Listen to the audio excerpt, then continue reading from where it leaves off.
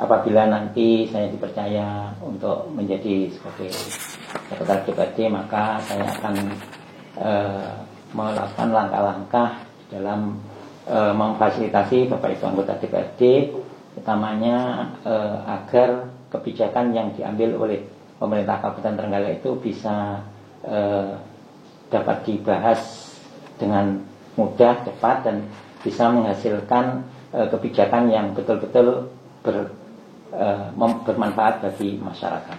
Barangkali itu statement yang bisa saya sampaikan apabila saya nanti dipercaya. Demikian, Pak. Nah, jadi yang saya baca dari pernyataan jenengan, berarti kan jenengan mendudukkan bahwa eksekutif dan legislatifnya sama-sama unsur pemerintah daerah, sehingga ingin menyambungkan kedua unsur ini agar cita-cita pelayanan masyarakatnya bisa terbahas dengan baik secara cepat. Kira-kira begitu nggih? Betul banget. Nah, terus kemudian apa yang bisa menggaransi saya bahwa jenengan ini adalah orang yang paling tepat menduduki jabatan ini gitu. Apakah mungkin dari pengalaman atau dari apalah selama ini, monggo. Gini Bapak, jadi selama ini saya bertugas di sekitar DPRD kurang lebih saya sudah 20 tahun. 20 tahun ya.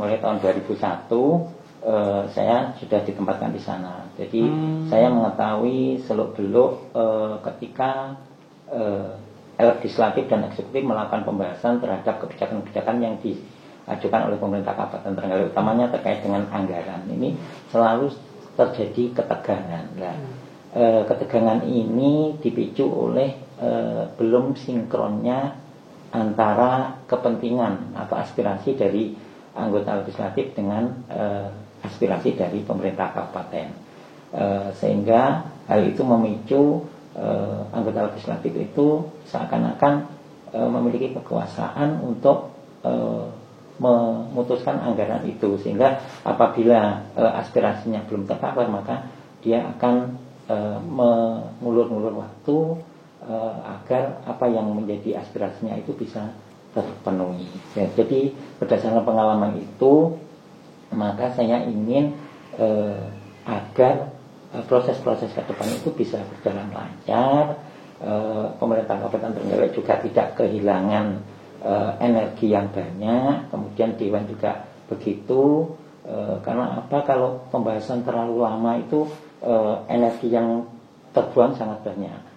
Mungkin karena datang ke sana rapat nggak jadi dilaksanakan, itu kan sudah membuang waktu. Padahal pekerjaan di eksekutif kan cukup padat, sehingga akan mengganggu kinerja dari eksekutif. Jadi berdasarkan pengalaman itu, ke depan saya ingin agar mengkomunikasikan, sehingga kalau ada permasalahan yang kira-kira dihadapi oleh Dewan yang perlu saya komunikasikan kepada eksekutif, akan lebih dulu saya komunikasikan, sehingga ketika melakukan pembahasan itu bisa berjalan lancar, baik. Begitu Bapak. Oke.